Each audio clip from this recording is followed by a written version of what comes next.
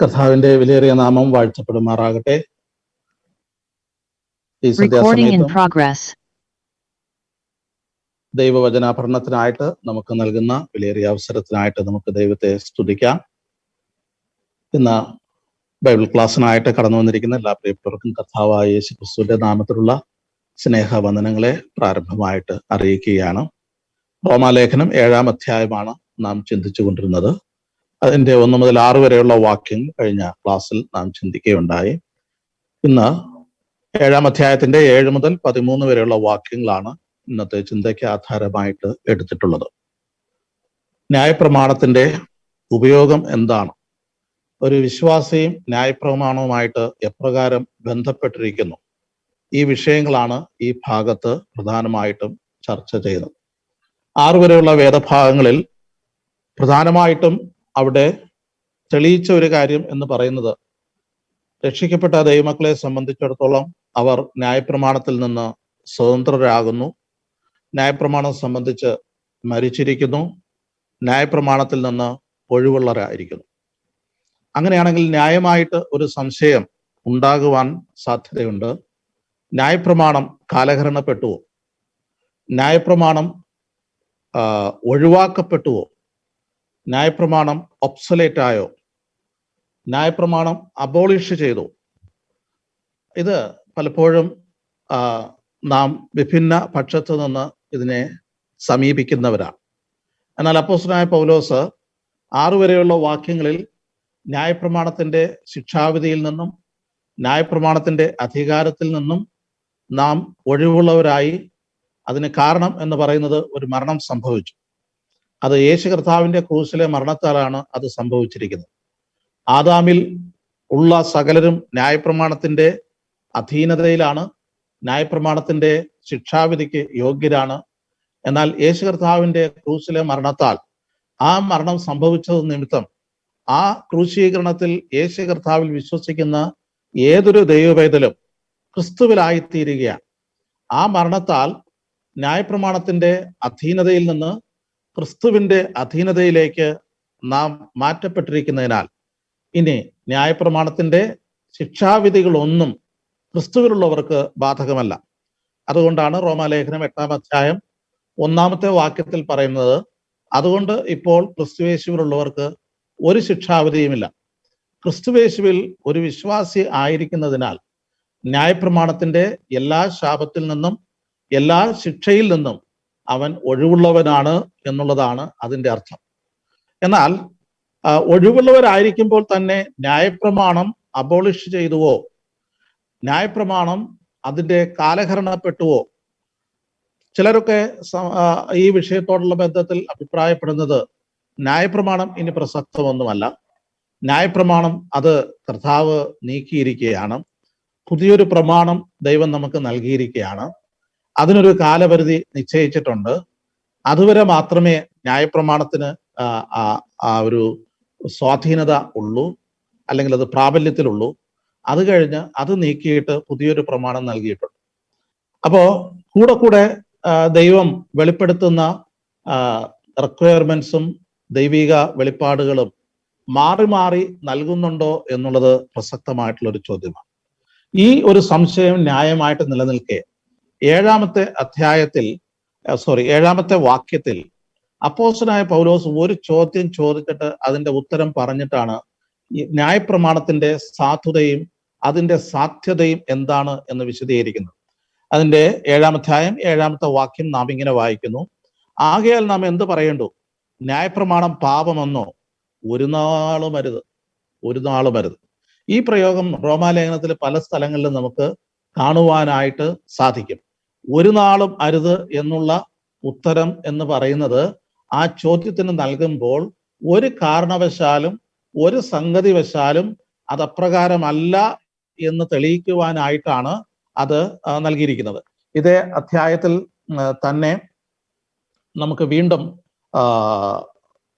മറ്റൊരു ഭാഗത്തും ഇതേ ചോദ്യം തന്നെ നമുക്ക് ആവർത്തിച്ച് വരുന്നതായിട്ട് നമുക്ക് കാണുവാനായിട്ട് സാധിക്കും. ഒരു നാളും അരുത് എന്നുള്ള പ്രയോഗം നമുക്ക് കാണുവാനായിട്ട് സാധിക്കും. അത് മുമ്പോട്ട് വരുമ്പോൾ നമുക്കത് ശ്രദ്ധിക്കാവുന്നതാണ്. അതിന്റെ അർത്ഥം എന്ന് പറയുന്നത് ന്യായപ്രമാണം കാലഹരണപ്പെട്ടിട്ടില്ല. ന്യായപ്രമാണം അത് അത് അത് നീങ്ങിപ്പോയിട്ടില്ല. ന്യായപ്രമാണം അത് നിലവിലുണ്ട്. അത് സത്യമാണ്, വാസ്തവമാണ്, അത് ദൈവികമാണ് എന്നുള്ള കാര്യത്തെ അപ്പോസ്തലനായ പൗലോസ് ഇവിടെ ഊന്നി പറയുകയാണ്.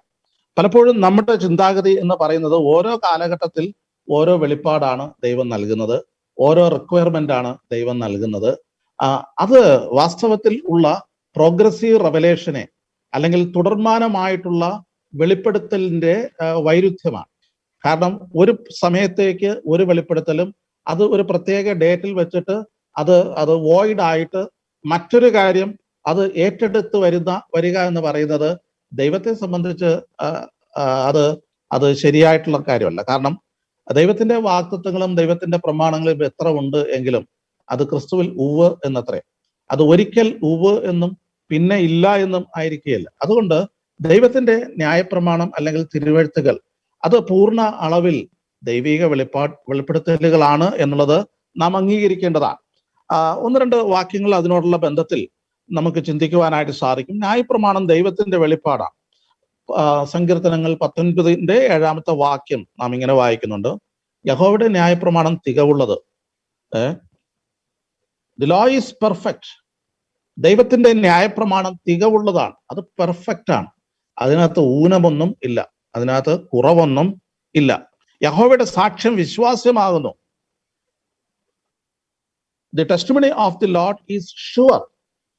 ദൈവത്തിന്റെ ന്യായപ്രമാണം അത് വിശ്വാസ്യമാകുന്നു, അത് പെർഫെക്റ്റ് ആകുന്നു. നെഹമ്യാവിന്റെ പുസ്തകത്തിൽ 9-13 വാക്യത്തിൽ അവിടെ ന്യായപ്രമാണ സംബന്ധിയായിട്ട് ന്യായപ്രമാണത്തെ കുറിച്ച് ദൈവാത്മാവ് രേഖപ്പെടുത്തിയിരിക്കുന്നത്: നീ സീനായി മലമേൽ ഇറങ്ങി ആ ആകാശത്തു നിന്ന് അവരോട് സംസാരിച്ചു, അവർക്ക് ന്യായമുള്ള വിധികളും സത്യമായുള്ള ന്യായപ്രമാണങ്ങളും നല്ല ചട്ടങ്ങളും കൽപ്പനകളും കൊടുത്തു. ശ്രദ്ധിച്ചോണേ, ദൈവം സീനായി മലയിൽ വെച്ച് ഇസ്രായേൽ ജനത്തിന് നൽകിയ ന്യായപ്രമാണത്തെ കുറിച്ച് പറഞ്ഞിരിക്കുന്ന സാക്ഷ്യമാണ്. എന്താ?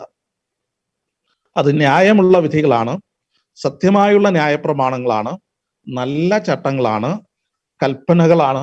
അത് ദൈവം കൊടുത്തിരിക്കുന്നു. അപ്പോ ദൈവത്തിൽ നൽകിയ സീനായി മലയിൽ നൽകിയ ന്യായപ്രമാണം കുറവില്ലാത്തതാണ്. അത് വോയിഡ് ആക്കേണ്ട സാഹചര്യം ദൈവത്തിന് ഇല്ല. സങ്കീർത്തനം 18:30 നമ്മൾ ഇങ്ങനെ വായിക്കുന്നുണ്ട്: the word of the Lord is flawless. അത് കുറവില്ലാത്തതാണ്. സങ്കീർത്തനം 93:5 നാം ഇങ്ങനെ വായിക്കുന്നുണ്ട്: your testimonies R fully confirmed. യഹോവയുടെ ന്യായപ്രമാണം അത് വിശ്വാസ്യമാകുന്നു, അത് ഫുള്ളി കൺഫേംഡ് ആണ്. 111 സങ്കീർത്തനം അതിന്റെ 7 വാക്യത്തിൽ ഹിസ് പെർസെപ്റ്റ്സ് ആർ ട്രസ്റ്റ് വർത്തി. അവന്റെ പ്രമാണങ്ങൾ അത് വിശ്വാസ്യമാകുന്നു എന്ന് നമ്മൾ വായിക്കുന്നുണ്ട്. പ്രിയമുള്ളവരെ, ദൈവത്തിന്റെ വചനങ്ങളിൽ ഒരു വള്ളിയും പുള്ളിയും നീങ്ങിപ്പോകുന്നതല്ല. യേശു കർത്താവ് ഗിരിപ്രഭാഷണം മധ്യേ പറയുന്ന കാര്യമുണ്ട്: ആകാശവും ഭൂമിയും ഒഴിഞ്ഞു പോകുവോളം ന്യായപ്രമാണത്തിൽ നിന്ന് ഒരു വള്ളിയെങ്കിലും പുള്ളിയെങ്കിലും നീങ്ങിപ്പോകുകയില്ല എന്നുള്ളത് യേശു കർത്താവ് സാക്ഷ്യപ്പെടുത്തിയിട്ടുണ്ട്.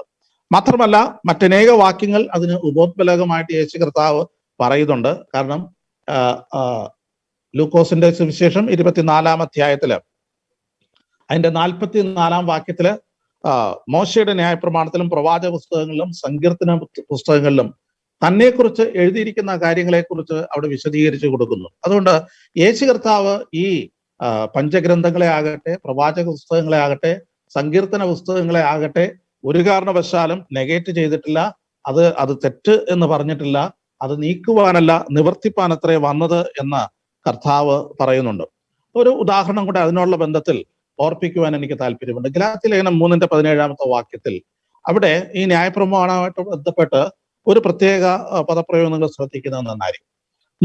430 ആണ്ട് കഴിഞ്ഞിട്ടുണ്ടായ ന്യായപ്രമാണം വാഗ്ദത്തത്തെ നീക്കുവാൻ തക്കവണ്ണം ദൈവം മുമ്പ് ഉറപ്പാക്കിയ നിയമത്തെ ദുർബലപ്പെടുത്തുന്നില്ല.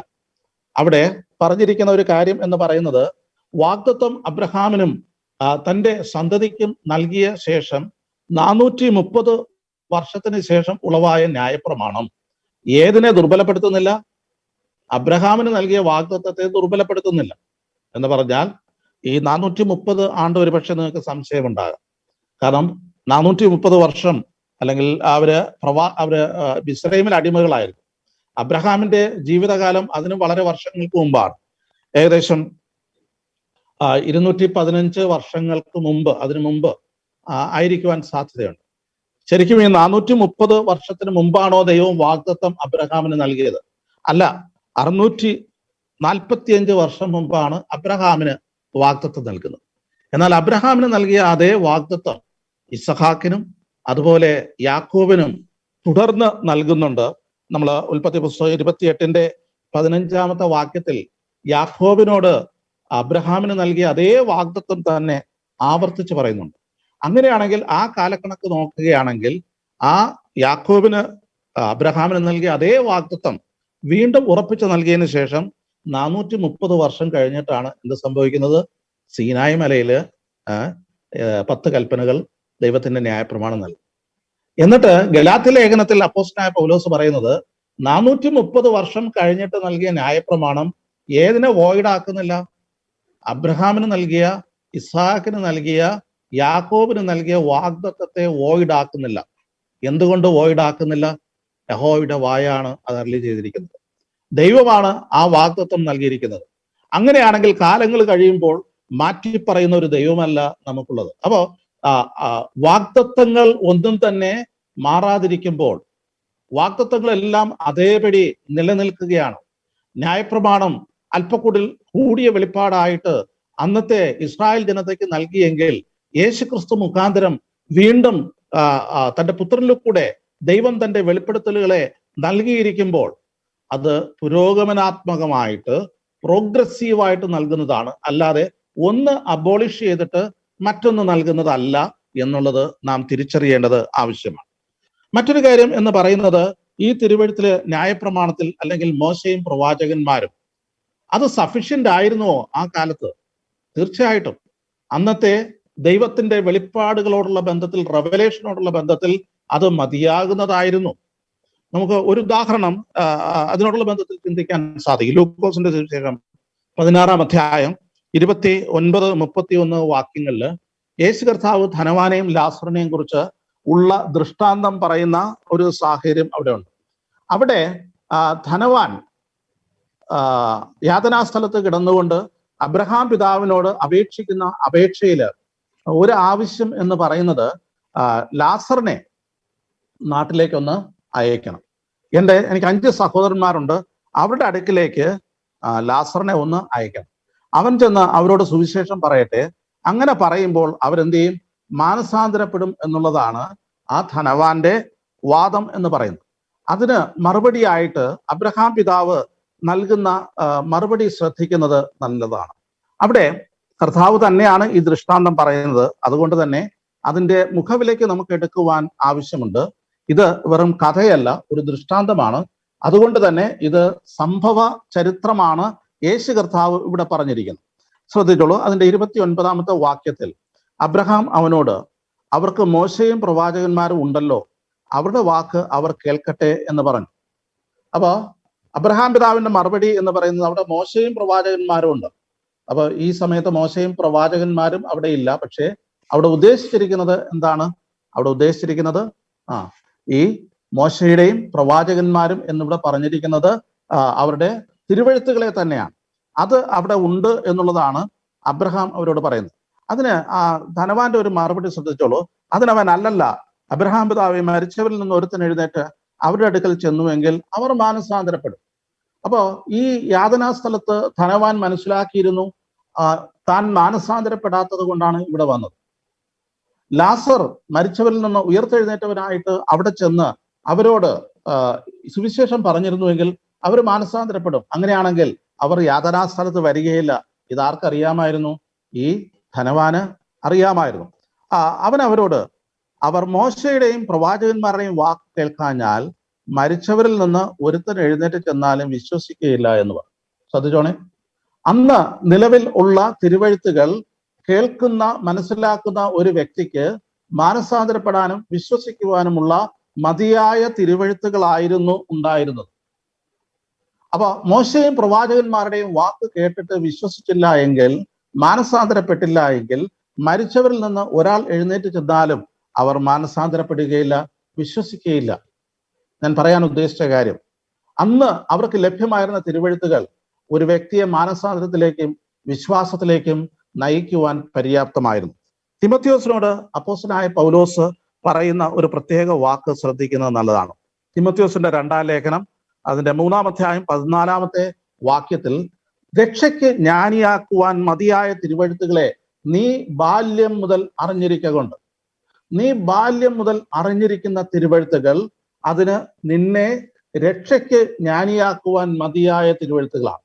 ഈ ബാല്യം മുതൽ തിമോത്തിയോസ് അറിഞ്ഞിരുന്ന തിരുവെഴുത്ത്, അല്ലെങ്കിൽ തൻ്റെ അമ്മയിലും വലിയമ്മയിലും ഒക്കെ ഉണ്ടായിരുന്ന വിശ്വാസത്തിന് ആധാരമായിരുന്ന തിരുവെഴുത്ത് എന്ന് പറയുന്നത് അന്ന് നിലവിലുണ്ടായിരുന്ന തിരുവെഴുത്തുകൾ തന്നെയാണ്.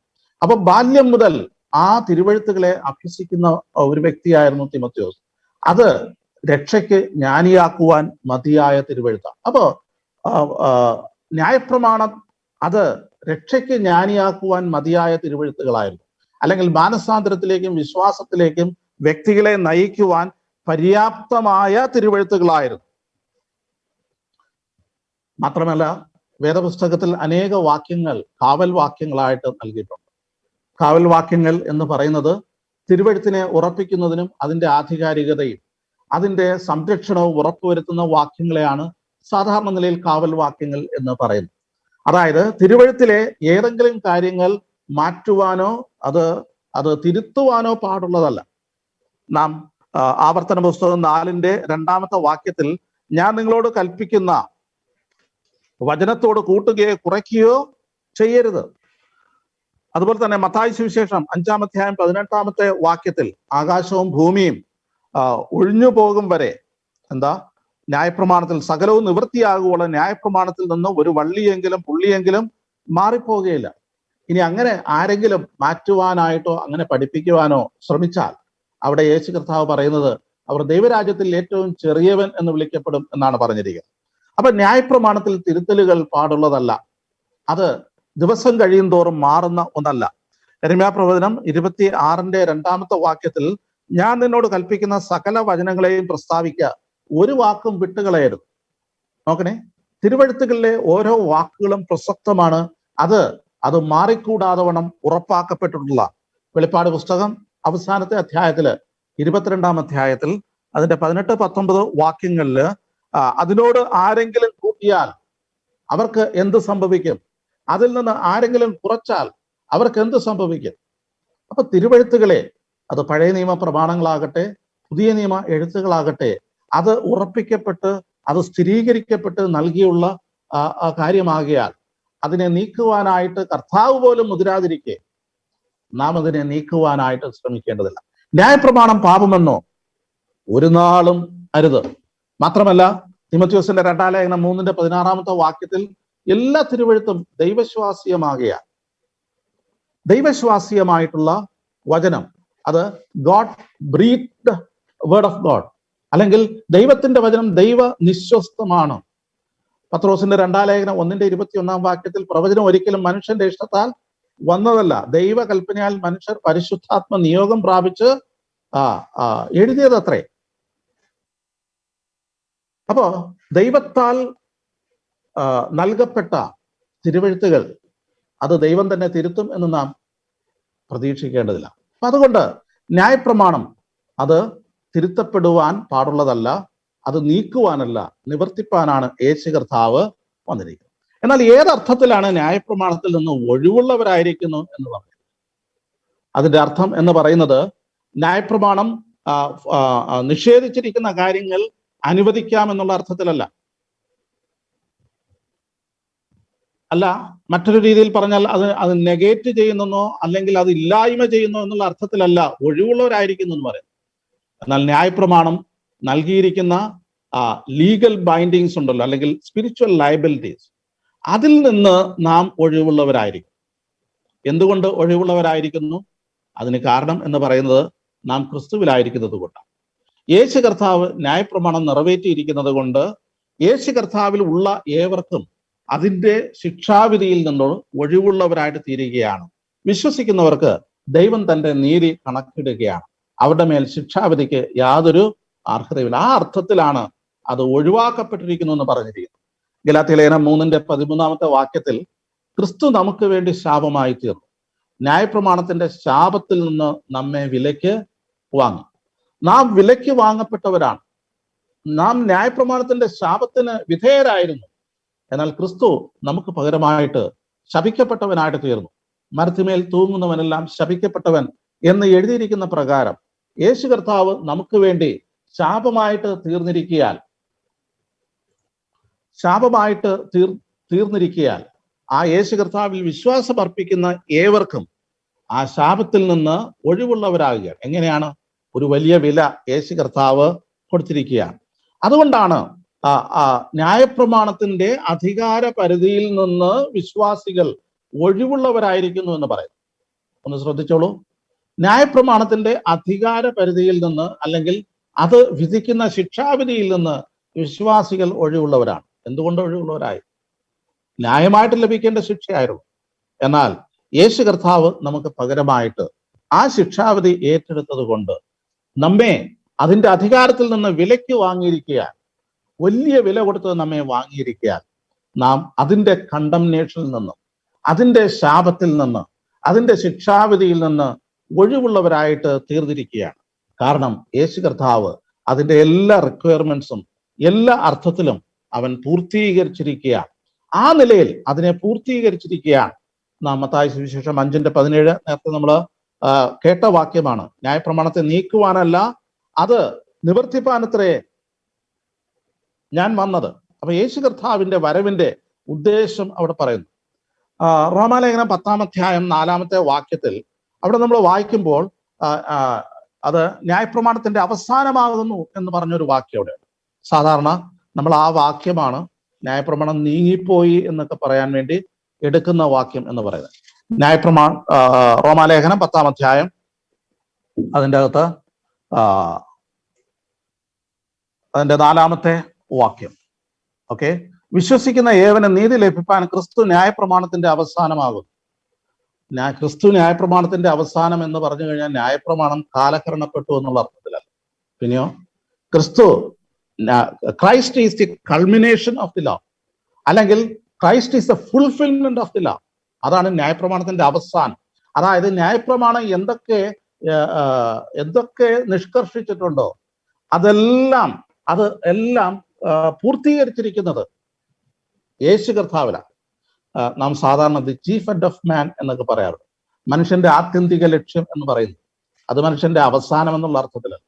പിന്നെയോ അവന്റെ ഏറ്റവും പിന്നക്കൽ, അല്ലെങ്കിൽ അവന്റെ ഏറ്റവും ഉന്നതമായിട്ടുള്ള അവന്റെ അവസ്ഥയെക്കുറിച്ചാണ് അത് പറഞ്ഞിരിക്കുന്നത്, അല്ലെങ്കിൽ അവന്റെ ഉദ്യോഗം അല്ലെങ്കിൽ ലക്ഷ്യത്തെക്കുറിച്ചാണ് പറഞ്ഞിരിക്കുന്നത്. അപ്പോ ന്യായപ്രമാണത്തിന്റെ പൂർത്തീകരണം, അതിന്റെ നിവർത്തീകരണം യേശു കർത്താവിൽ ആയിരിക്കുക. ശരിയാണ്, ന്യായപ്രമാണത്തിൽ അനേക ചടങ്ങുകളുണ്ട്, ആചരണങ്ങളുണ്ട്. പഴയ നിയമത്തിൽ അനേക യാഗങ്ങളുണ്ട്. ഈ യാഗങ്ങളൊക്കെ വീണ്ടും തുടരണമോ? ഈ യാഗങ്ങളൊക്കെ അപ്പൊ ന്യായപ്രമാണം നീങ്ങിപ്പോയില്ല എങ്കിൽ നമുക്ക് പുരോഹിതൻ വേണ്ടേ? നമുക്ക് ദൈവാലയം വേണ്ടേ? നമുക്ക് ആചരണങ്ങൾ വേണ്ടേ? ഉത്സവങ്ങൾ വേണ്ടേ? നാം മനസ്സിലാക്കേണ്ട ഒരു കാര്യം എന്ന് പറയുന്നത്, നമുക്ക് നൽകിയിരിക്കുന്ന പഴയ നിയമത്തിലെ ഇത്തരത്തിലുള്ള ചടങ്ങുകളും ആചരണങ്ങളും എല്ലാം എന്താ? എബ്രായലേഖനം 10-ാം അധ്യായം 1-ാമത്തെ വാക്യത്തിൽ ന്യായപ്രമാണം വരുവാനുള്ള നന്മകളുടെ നിഴലല്ലാതെ സാക്ഷാൽ സ്വരൂപമല്ലായകയാണ്. ഇതെല്ലാം നിഴലുകളാണ്. പൗരോഹിത്യമാകട്ടെ, യാഗങ്ങളാകട്ടെ, സമാപന കൂടാരമാകട്ടെ, ഉത്സവങ്ങളാകട്ടെ, അവർക്ക് അനുഷ്ഠിക്കുവാനായിട്ട് നൽകിയിരുന്ന ആചരണ നിയമങ്ങളാകട്ടെ, ഇതെല്ലാം നിഴലുകളാണ്. എന്താ നിഴലും പൊരുളും? നിഴലിന് സ്വതവേ ഒരു സ്ഥാനമില്ല, ഒരു നിലനിൽപ്പില്ല. നിഴല് മറ്റെന്തോ ഒരു പൊരുളിനെ സൂചിപ്പിക്കുക. ഞാനൊരു നിഴല് കണ്ടു എങ്കിൽ ഞാൻ നിഴലിനെ അല്ല അന്വേഷിക്കേണ്ടത്, പിന്നെ എന്താ? അതിന്റെ പൊരുൾ എന്താണെന്നാണ് അന്വേഷിക്കേണ്ടത്. അതിന്റെ വസ്തുത എന്താണ് എന്നാണ് അന്വേഷിക്കേണ്ടത്. അപ്പൊ ന്യായപ്രമാണത്തിനകത്ത് ഇത്തരത്തിൽ നൽകിയിട്ടുള്ള യാഗങ്ങളും അതുപോലെ തന്നെ ആചരണങ്ങളും എല്ലാം പൊരുളായ യേശു ക്രിസ്തുവിന്റെ നിഴലുകളാണ്. അപ്പോ ഈ നിഴൽ കാണുമ്പോൾ മനുഷ്യർ എന്താ ചെയ്യേണ്ടത്? നിഴലിലല്ല ആശ്രയിക്കേണ്ടത്. ഇതിന് ഒരു പൊരുളുണ്ട്. ആ പൊരുൾ ആരാണ്? യേശു കർത്താവ്. അപ്പൊ അങ്ങനെയാണെങ്കിൽ പഴയ നിയമത്തിൽ ആചരണപരമായിട്ട് നൽകിയിട്ടുള്ള സകല കാര്യങ്ങളും അതിന്റെ പൊരുൾ എന്ന് പറയുന്നത് യേശു കർത്താവ്. അങ്ങനെയാണെങ്കിൽ പൊരുളിനോടുള്ള ബന്ധത്തിൽ നാം ശ്രദ്ധ കേന്ദ്രീകരിക്കേണ്ടത് ആവശ്യമാണ്. പൊരുൾ നിവർത്തിക്കപ്പെട്ട് കഴിഞ്ഞാൽ പിന്നെ നിഴലുകളിലെ നോക്കി നാം യാത്ര ചെയ്യേണ്ടതില്ല. ഒരു ഉദാഹരണം പറയുകയാണെങ്കിൽ, നിഴലുകൾ മാത്രമേ പഴയ നിയമത്തിൽ യേശു കർത്താവിനെ സംബന്ധിച്ചുണ്ടായിരുന്നു. എന്നാൽ അവരെല്ലാം ആകാംക്ഷയോട് അന്വേഷിച്ചുകൊണ്ടിരുന്നത് പൊരുളായിട്ടുള്ള ക്രിസ്തുവിനെ തന്നെയാണ്, മശീഹയെ തന്നെയാണ്. എന്നാൽ അവർക്ക് നിഴലുകൾ മാത്രമേ ലഭ്യമായിരുന്നുള്ളൂ. എന്നാൽ ആ നിഴലിലൂടെ അവർ പ്രസ്താവിക്കുന്ന ഒരു വസ്തുതയുണ്ട്. ഞാൻ ഈ യാഗങ്ങൾ അർപ്പിക്കുമ്പോൾ, ഞാൻ ഈ ഉത്സവങ്ങൾ ആചരിക്കുമ്പോൾ, ഇതാ പൊരുളായിട്ടുള്ള ഒരുവൻ, ഒരു മശീഹയെ അവർ പ്രതീക്ഷിക്കുന്നുണ്ട്. അതവർക്ക് വാഗ്ദത്തം ചെയ്തിട്ടുണ്ട്. അത് കേവലം ഒരു ഊഹാപോഹമായിരുന്നില്ല. പിന്നെയോ അത് ഏദൻ തോട്ടത്തിൽ തന്നെ പാപത്തിൽ വീണ ഒന്നാമത്തെ ദിവസം തന്നെ ദൈവം അവർക്ക് വാഗ്ദത്തം നൽകിയ ഒരു വാഗ്ദത്തമാണ്. ആ വാഗ്ദത്തം തുടർന്ന് അബ്രഹാമിലൂടെയും ദാവീദിലൂടെയും ഒക്കെ ഉറപ്പിച്ച് നൽകിയിട്ടുണ്ട്. അപ്പൊ അവർ ഈ നിഴലുകൾ, പൊരുൾ എത്തിക്കഴിഞ്ഞാൽ, പൊരുൾ വന്നു കഴിഞ്ഞാൽ, പൊരുൾ സംഭവിച്ചു കഴിഞ്ഞാൽ പിന്നെ വീണ്ടും നിഴലുകളെ നാം എന്ത് ചെയ്യേണ്ടതില്ല, ആശ്രയിക്കേണ്ടത് ഇല്ല എന്നുള്ളത് നാം അറിയേണ്ട ഒരു വസ്തുതയാണ്. അതുകൊണ്ട് ന്യായപ്രമാണ സംബന്ധിയായ എല്ലാ ആചരണങ്ങളും, മാത്രമല്ല അനുഷ്ഠാനങ്ങളും ഉത്സവങ്ങളും യാഗങ്ങളും ഒക്കെ യേശു കർത്താവിൽ പൊരുളായിട്ട് തീർന്നിരിക്കയാൽ ഇനി വീണ്ടും അത് ആവർത്തിക്കേണ്ട ആവശ്യം. ഒരു ഉദാഹരണം പറയുകയാണെങ്കിൽ, നമ്മുടെ പെസഹ കുഞ്ഞാടും അറക്കപ്പെട്ടിരിക്കുന്നു ക്രിസ്തുതൻ. ന്യായപ്രമാണ കാലഘട്ടത്തിൽ അവർ പെസഹ ആചരിച്ചിരുന്നു. ഇസ്രായേൽ മക്കളോടുള്ള ബന്ധത്തിൽ അതിനകത്ത് വളരെ ഓർമ്മകൾ അവർക്കുണ്ടായിരുന്നു, ആചരിക്കണമെന്ന് അതിന്റെ നിയമങ്ങൾ അവർക്കുണ്ടായിരുന്നു. എന്നാൽ നമ്മുടെ പെസഹ കുഞ്ഞാട് അറക്കപ്പെട്ടിരിക്കുന്നു ക്രിസ്തു തന്നെ.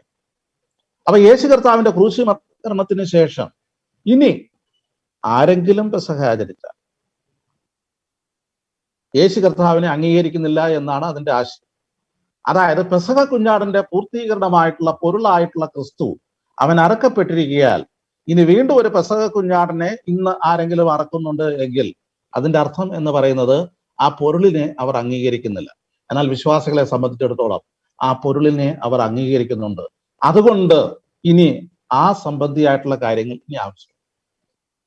മറ്റൊരു കാര്യം, നമുക്ക് മഹാപാപ പരിഹാര ദിവസത്തിൽ 2 കോലാട്ടുകൊറ്റന്മാരെ സഭയിൽ നിന്ന് വാങ്ങിയിട്ട് ഒന്നിനെ അസസ്സേലിനും ഒന്നിനെ ദൈവത്തിനൊന്നും ചീട്ടിട്ടിട്ട്, അസസ്സേലിന് ദൈവത്തിന് എന്ന് ചീട്ട് വീണ ആ കോലാട്ടുകൊറ്റനെ കൊന്ന് അതിന്റെ രക്തം സമാഗമന കൂടാരത്തിന്റെ വിശുദ്ധ സ്ഥലത്തിലേക്ക് കൊണ്ടുപോകുന്നുണ്ട്.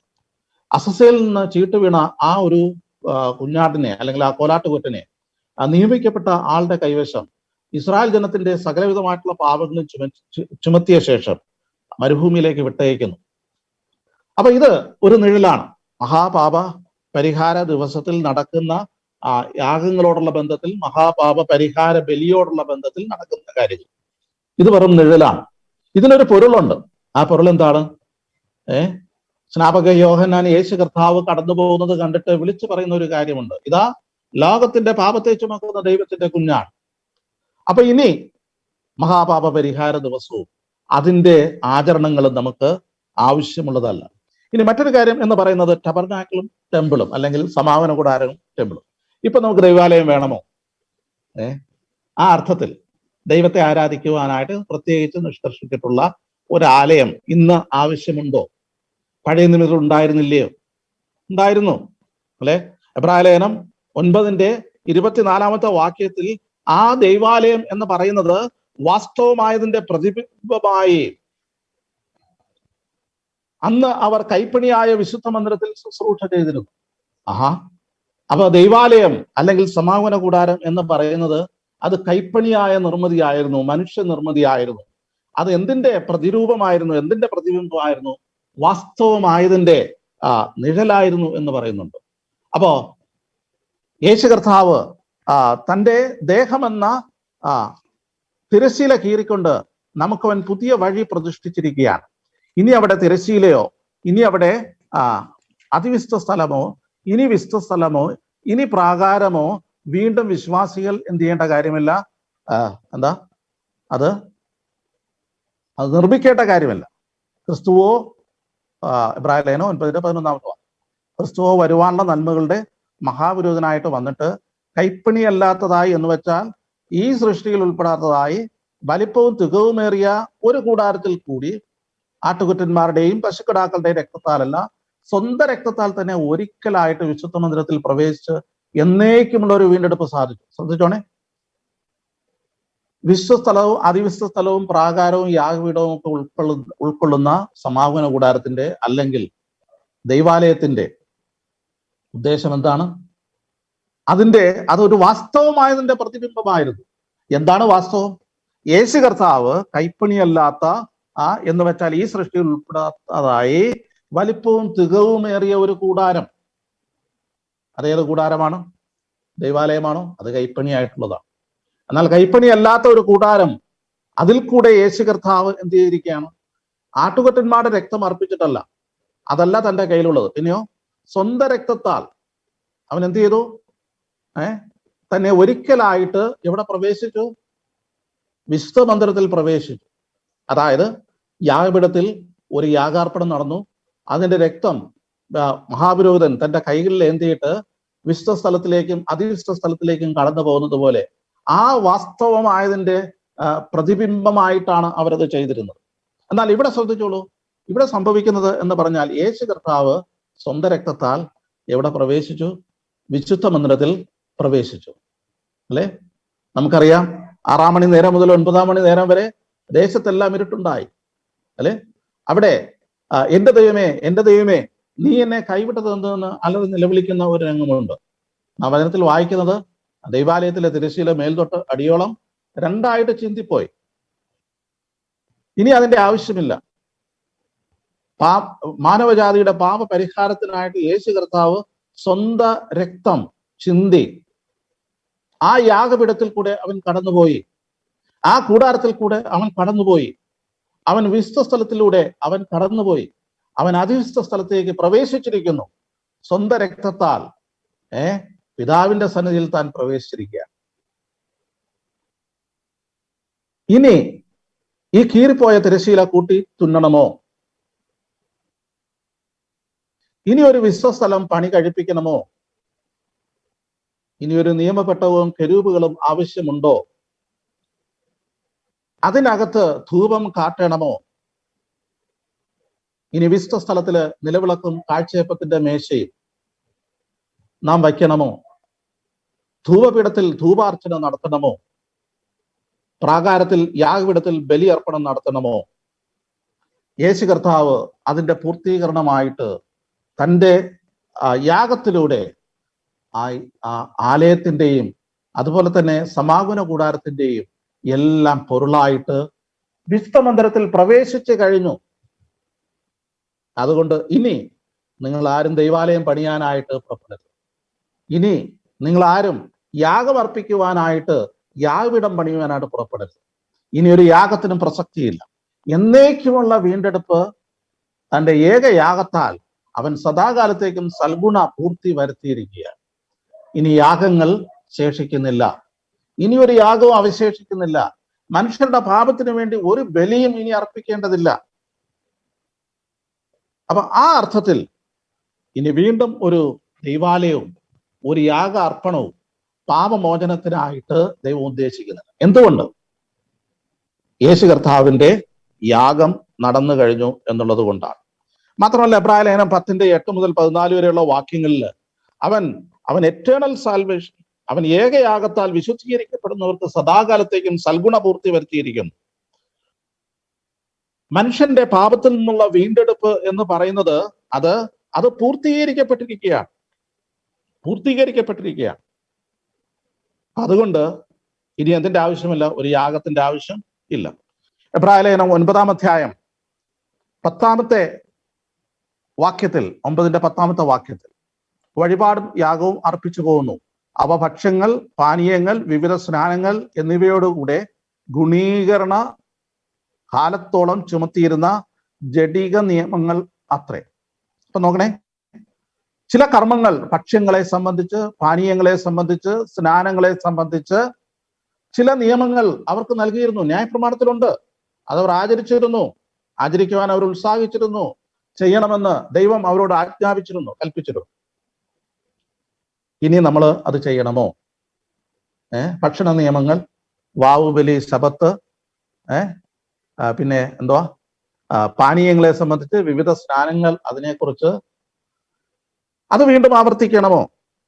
എബ്രായലേഖനം 9:10 പറഞ്ഞിരിക്കുന്നത് അവ ഗുണീകരണ കാലത്തോളം ഗുണീകരണ കാലത്തോളം ചുമത്തിയിരുന്ന ജഡീക നിയമങ്ങൾ അത്രേ.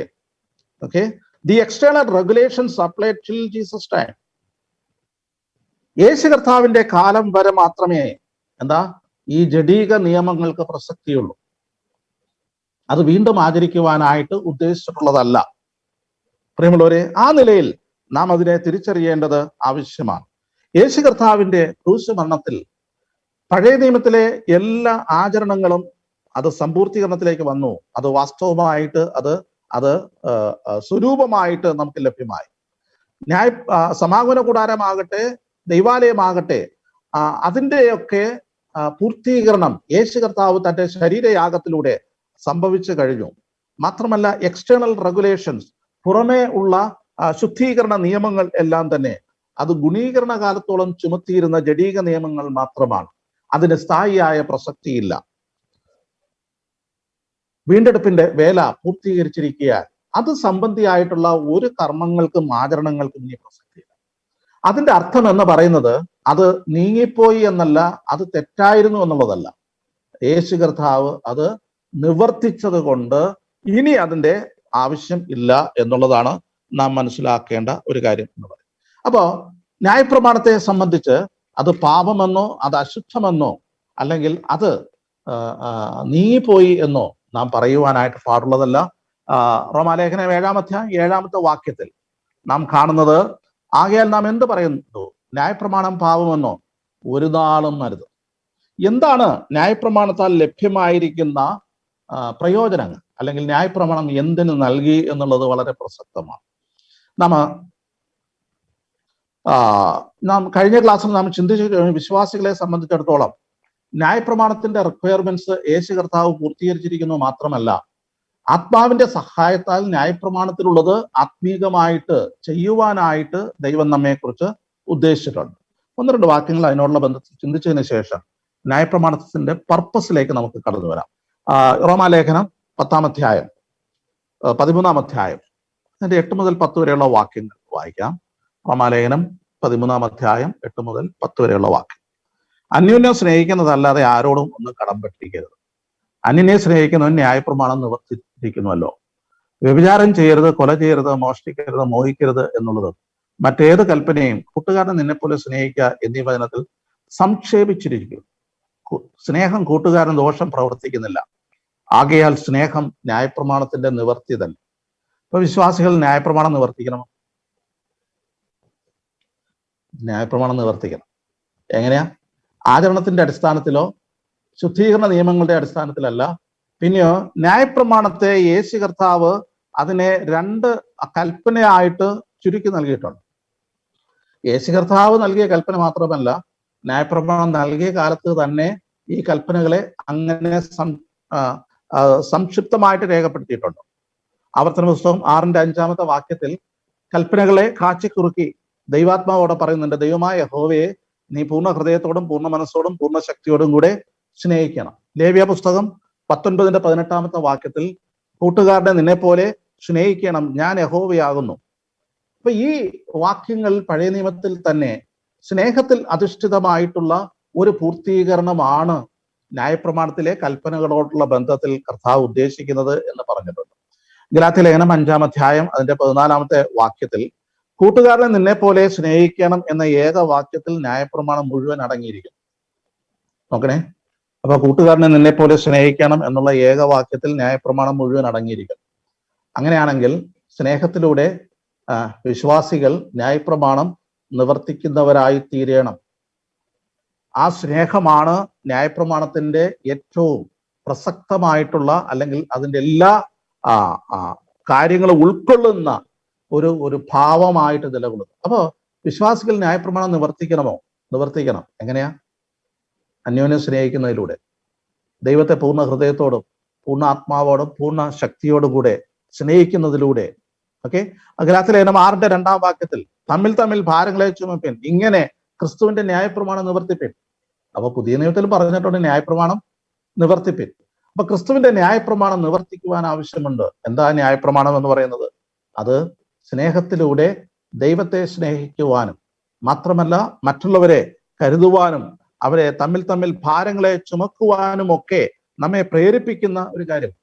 ഏത് കൽപ്പനയാണ് വലിയത് എന്ന് യേശു കർത്താവിനോട് ചോദിച്ചപ്പോൾ അതിനുത്തരമായിട്ട് നൽകിയത് 2 കാര്യങ്ങളാണ് കർത്താവ് പറഞ്ഞത്. ഏതാ? ഒന്ന്, നിന്റെ ദൈവമായ കർത്താവിനെ നീ പൂർണ്ണ ഹൃദയത്തോടും പൂർണ്ണ ആത്മാവിനോടും പൂർണ്ണ ശക്തിയോടും കൂടെ സ്നേഹിക്കണം.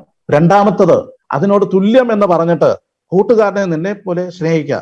ഈ 2 കൽപ്പനകളിൽ സകല ന്യായപ്രമാണവും പ്രവാചകന്മാരും അടങ്ങിയിരിക്കുന്നു. മത്തായി സുവിശേഷം 22-ാം അധ്യായം 37 മുതൽ 40 വരെയുള്ള വേദഭാഗങ്ങളിലാണ് നാം അത് കാണുന്നത്. അപ്പോ ആ അർത്ഥത്തിൽ ഇന്ന് ദൈവജനത്തെ സംബന്ധിച്ചിടത്തോളം ന്യായപ്രമാണം നിവർത്തിക്കുവാൻ ആവശ്യം അതിന്റെ ആചരണങ്ങളുടെ അർത്ഥത്തിലല്ല, അതിന്റെ ആത്മാവിന്റെ തലത്തിലും അതിന്റെ പ്രസക്തമായിട്ടുള്ള സ്നേഹത്തിന്റെ തലത്തിലും അത് നിവർത്തിക്കുവാൻ ആവശ്യം.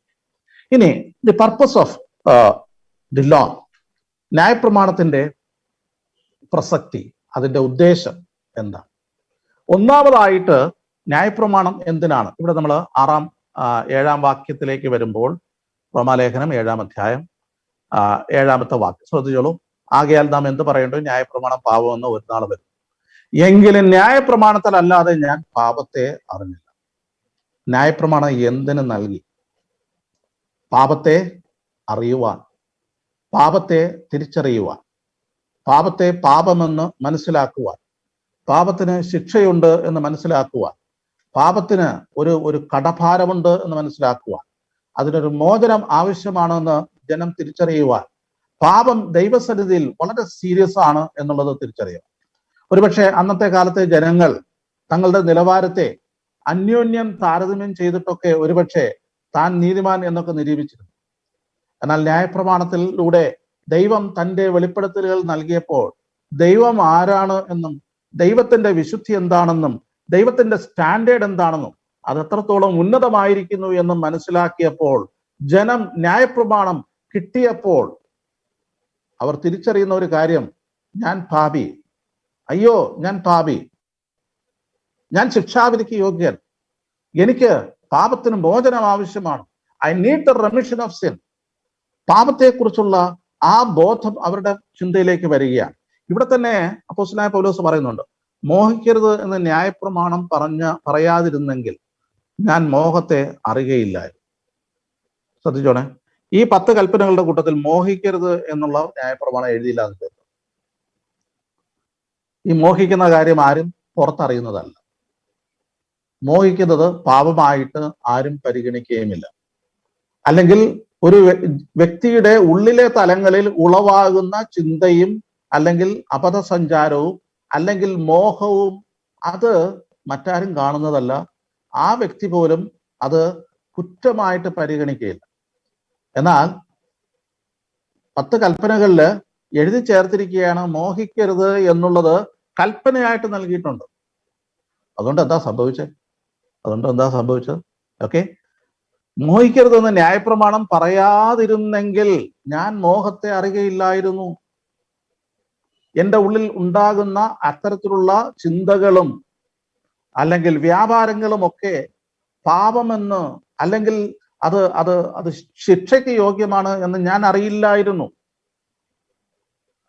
അപ്പോ മോഹിക്കരുത് എന്നുള്ള ന്യായപ്രമാണം പറയാതിരുന്നെങ്കിൽ ഞാൻ മോഹത്തെ അറിയില്ലായിരുന്നു. അപ്പൊ ഇനി അങ്ങനെ ന്യായപ്രമാണം പറഞ്ഞപ്പോഴോ, മോഹിക്കരുത് എന്ന കൽപ്പന ന്യായപ്രമാണത്തിൽ പറഞ്ഞപ്പോഴോ, എപ്പോഴൊക്കെ മോഹം ജനിക്കുന്നുണ്ടോ അപ്പോഴൊക്കെ ഞാൻ ആരായിത്തീരുന്നു? കുറ്റക്കാരനായിത്തീരുന്നു. അല്ലെ? ന്യായപ്രമാണ സംബന്ധിയായിട്ട് കൽപ്പന ലംഘിയായിട്ട് തീരുന്നു. അപ്പോ എപ്പോഴൊക്കെ മോഹം ഉണ്ടാകുന്നു അപ്പോഴൊക്കെ ഈ പാപം എന്നിൽ ബോധം വരുത്തിക്കൊണ്ടേയിരിക്കുന്നു. അപ്പൊ ന്യായപ്രമാണം നൽകിയപ്പോൾ എന്താ പറ്റിയത്? പാപം കൂടുതൽ തെളിവുള്ളതായിട്ട് നമ്മുടെ മുമ്പാകെ വരികയാണ് ചെയ്തത്. അപ്പൊ ന്യായപ്രമാണം എത്രത്തോളം ശക്തമാകുമോ അത്രത്തോളം വ്യക്തികൾ പാപത്തിന് കൂടുതൽ അടിമപ്പെട്ടുകൊണ്ടേരും. ഞാൻ പറയുന്നത് നിങ്ങൾ ശ്രദ്ധിക്കുക. മോഹിക്കരുത് എന്നുള്ള കൽപ്പന ഇല്ലായിരുന്നുവെങ്കിൽ മോഹം ഒരിക്കലും പാപമാകുകയില്ലായിരുന്നു. എന്നാൽ ആ കൽപ്പന ഉള്ളത് കൊണ്ട് മോഹിക്കുന്ന എല്ലാവരും പാപത്തിന്റെ കീഴിലായിരുന്നു. എപ്പോഴൊക്കെ മോഹിക്കുന്നു അപ്പോഴൊക്കെ പാപം അവനെ കുറ്റപ്പെടുത്തിക്കൊണ്ടിരിക്കുകയാണ്. അവൻ അതിന്റെ ശിക്ഷയ്ക്ക് പാത്രീഭൂതനായിട്ട് തീരുകയാണ്. എന്നിട്ട് എന്താ സംഭവിച്ചതെന്നറിയാമോ? 8ാമത്തെ വാക്യം. പാപം എന്താ? മോഹിക്കുന്നത് പാപമാണ്. കൽപ്പനയുടെ കുഴപ്പമൊന്നുമല്ല. കൽപ്പന ഒരിക്കലേ എഴുതിയിട്ടുള്ളൂ. എന്നാൽ ഈ കൽപ്പന ലംഘിക്കും തോറും അതിന്റെ എണ്ണത്തിലും ആക്കത്തിലും തൂക്കത്തിലും പാപം എന്നിൽ വർദ്ധിച്ചുകൊണ്ടിരിക്കുകയാണ്. ശ്രദ്ധിച്ചോണേ. പാപമോ അവസരം ലഭിച്ചിട്ട് കൽപ്പനയാൽ എന്നിൽ സകലവിധ മോഹത്തെയും ജനിപ്പിച്ചു. ആഹാ. അപ്പൊ കൽപ്പന വന്നതുകൊണ്ടാണ് മോഹം ഉണ്ടായത് എന്ന് ആർക്കെങ്കിലും പറയാൻ പറ്റും? ഒരിക്കലല്ല, അങ്ങനെയല്ല. മോഹിക്കരുത് എന്ന കൽപ്പന ഉണ്ടായപ്പോൾ ഞാൻ മോഹിക്കുന്നത് പാപമാണെന്ന് അറിഞ്ഞു. അങ്ങനെ പാപമാണെന്ന് അറിഞ്ഞപ്പോൾ എന്താ എന്നിൽ മോഹം ഇങ്ങനെ എന്ത് സംഭവിച്ചു? കൽപ്പനയാൽ എനിക്ക് സകലവിധ മോഹത്തെയും ജനിപ്പിച്ചു എന്ന് പറഞ്ഞാൽ എപ്പോഴൊക്കെ മോഹം ഉണ്ടാകുന്നു അപ്പോഴൊക്കെ അത് കൽപ്പനാ ലംഘനമാണ് എന്ന് എന്നെ ബോധ്യപ്പെടുത്തിക്കൊണ്ടിരുന്നു. അപ്പൊ ആ കൽപ്പന ഇല്ലായിരുന്നുവെങ്കിൽ ഞാൻ അതിനെക്കുറിച്ച് അറിയുകയില്ലായിരുന്നു. ആ കൽപ്പന എഴുതി ചേർത്തിരിക്കയാൽ എപ്പോഴൊക്കെ അതുണ്ടാകുന്നോ അപ്പോഴൊക്കെ ഞാൻ കൽപ്പനാ ലംഘിയായിട്ട് തീരും. അതിന്റെ അർത്ഥം എന്ന് പറയുന്നത് ന്യായപ്രമാണം നമ്മുടെ ലംഘനം വർദ്ധിപ്പിക്കുന്നു. അതിന് കാരണക്കാരൻ ന്യായപ്രമാണമല്ല. ഇവിടെ പറഞ്ഞിരിക്കുന്നത് മോഹം ജനിപ്പിച്ചത് ആരാ? ന്യായപ്രമാണമൊന്നുമല്ല. പിന്നെന്താ? 8ാമത്തെ വാക്യം ശ്രദ്ധിച്ചോളൂ. പാപമോ അവസരം ലഭിച്ചിട്ട്. പാപമോ, അപ്പൊ പാപത്തിന്റെ ഒരു സ്വഭാവമാണ് അത് വർദ്ധിതമായിട്ട് അത് മുന്നോട്ട് കൊണ്ടുപോവുക, അല്ലെ? മോഹിക്കരുത് എന്നുള്ള കൽപ്പന അത് പാലിക്കുവാനായിട്ട് ഞാൻ ശ്രമിക്കും തോറും എന്താ സംഭവിച്ചുകൊണ്ടിരുന്നത്? പാപത്തിന്റെ വശീകരണത്തിൽ ഞാൻ പിടിപെട്ടിട്ട് മോഹം എന്നെ കൂടുതൽ കൽപ്പനാ ലംഘിയായിട്ട് തീർത്തുകൊണ്ടേയിരിക്കുകയാണ്. ഓക്കെ, എന്നിൽ സകലവിധ മോഹത്തെയും ജനിപ്പിച്ചു. അപ്പോ പാപത്തെ തിരിച്ചറിയുക എന്നുള്ളത് എന്താണ്? ന്യായപ്രമാണത്തിന്റെ ഒരു ഉദ്ദേശം ആണ്. ഓക്കെ, ഇനി ഈ പാപത്തിന്റെ ഒരു പ്രത്യേകത എന്ന് പറയുന്നത് നമ്മൾ യാക്കോബിന്റെ ലേഖനത്തിൽ നമ്മൾ വായിക്കുന്നു. മോഹം ഗർഭം ധരിച്ച് പാപത്തെ പെറുന്നു, പാപം മുഴുത്തിട്ട് മരണത്തെ പ്രസവിക്കും. കൽപ്പന എന്ന് പറയുന്നത്, കൽപ്പന അതിൽ തന്നെ പാപമല്ല. എന്നാൽ കൽപ്പന നമ്മെ പാപത്തില് എന്ത് ചെയ്യുന്നു? പാപത്തിന്റെ പ്രേരണയ്ക്ക് വശംവദരയായിട്ട് കൽപ്പന ലംഘിയായിട്ട് എന്നെ മാറ്റുക. പാപത്തിന് അങ്ങനെ ഒരു പ്രശ്നമാണ്. അത് സിൻ ഈസ് ഡോമിനന്റ്. നമ്മെ ഡോമിനേറ്റ് ചെയ്യാനായിട്ടുള്ള ഒരു പ്രകൃതം ആർക്കുണ്ട്? പാപത്തിന് ഉണ്ട്. ഇത് നാം തിരിച്ചറിയാതെ പോകരുത്. ഒരു ഉദാഹരണം നിങ്ങളുടെ മുമ്പാകെ, അത് കയ്യിന്റെ ഉദാഹരണം. അന്ന് ന്യായപ്രമാണമൊന്നും എഴുതിയിട്ടില്ല, അല്ലെ? കയ്യിന്റെ ഹൃദയത്തിൽ തോന്നിയ അസൂയയാകട്ടെ, അല്ലെങ്കിൽ തൻ്റെ സഹോദരനോടുള്ള വിരോധമാകട്ടെ, അത് ഉണ്ടായ അതേ സമയത്ത് തന്നെ യഹോവയായ ദൈവം കയ്യിനോട് പറഞ്ഞിട്ടുണ്ട്, എന്താ? പാപം നിന്റെ വാതിൽക്കൽ കിടക്കുന്നു, അതിൻ്റെ ആഗ്രഹം നിന്നോട് ആകും, നീ അതിനെ കീഴടക്കണം. അതിൻ്റെ ആഗ്രഹം നിന്നോടാണ്, നീ അതിനെ കീഴടക്കണം. നോക്കണേ, ഈ പാപത്തിന്റെ ആദ്യ പ്രലോഭനം കയ്യിന്റെ ഹൃദയത്തിൽ ഉണ്ടായപ്പോൾ തന്നെ ദൈവം താക്കീത് നൽകിയതാണ്. എന്നാൽ ഈ പാപത്തിന്റെ ഒരു വഞ്ചന, ഒരു ചതി എന്ന് പറയുന്നത്, അത് ഈ കൽപ്പനയെ ലംഘിക്കുവാൻ തക്കവണ്ണം അവനെ പ്രേരിപ്പിച്ചു കൊണ്ടേയിരിക്കുക. എന്തുകൊണ്ടാ? ദൈവം തമ്പുരാൻ പറഞ്ഞു അത് ചെയ്യരുത് എന്ന്. പാപത്തിനൊരു പ്രലോഭനമുണ്ട്, അത് ചെയ്യിച്ചേ അടങ്ങും. ഈ വൃക്ഷത്തിന്റെ ഫലം നീ തിന്നരുത്. പിശാചിന്റെ തന്ത്രം എന്തായിരുന്നു? അവനെ കൊണ്ട് തെറ്റിച്ചേ അടങ്ങും, അല്ലെ? കൽപ്പന, ദൈവിക കൽപ്പന ഉള്ളിടത്ത് പാപത്തിന്റെ പ്രേരണ എന്ന് പറയുന്നത് അതിനെ ലംഘിക്കുകയാണ്. പാപത്തിന് നന്നാകാനായിട്ട് യാതൊരു ചിന്തയും ഇല്ല. പാപത്തിന് എന്നാൽ പാപം കുറച്ചേക്കാം, അങ്ങനെയില്ല.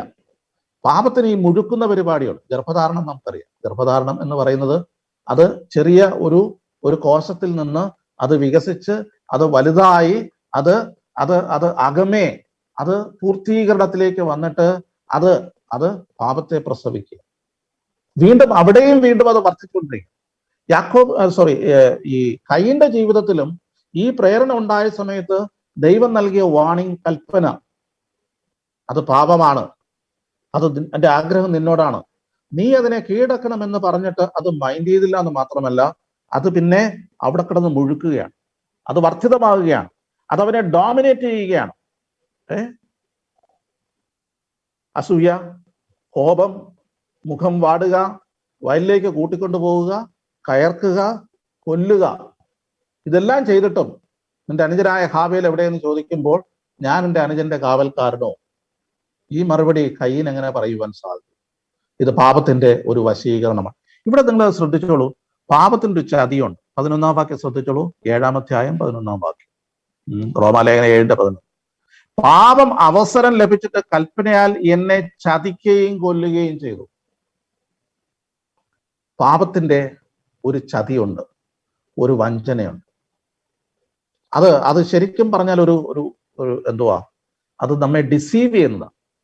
നാം സാധാരണ ചൂണ്ടലില് മത്സ്യത്തെ പിടിക്കുവാൻ, മീനിനെ പിടിക്കുവാൻ വേണ്ടി ഇരയെ കോർത്തിടാറുണ്ട്. എന്താ ഈ ഇരയുടെ ലക്ഷണം അല്ലെങ്കിൽ ലക്ഷ്യം എന്ന് പറയുന്നത്? മത്സ്യത്തെ പ്രലോഭിപ്പിക്കുക എന്നുള്ളത്, അതിനെ ചതിക്കുക എന്നുള്ളതാണ്. ഇര കൊടുത്ത് അതിന്റെ വിശപ്പടക്കുക എന്നുള്ളതല്ല ഇരയുടെ ലക്ഷ്യം എന്ന് പറയുന്നത്. ആ ചൂണ്ടലിടുന്ന ആള് അതിന്റെ ചൂണ്ടയില് ഈ ഇരയെ കോർത്ത് ഇട്ടിട്ട് ആ മത്സ്യത്തെ ആകർഷിക്കുന്നത് മത്സ്യത്തിന് തീറ്റ കൊടുക്കാൻ വേണ്ടിയിട്ടല്ല. പിന്നെ എന്താ?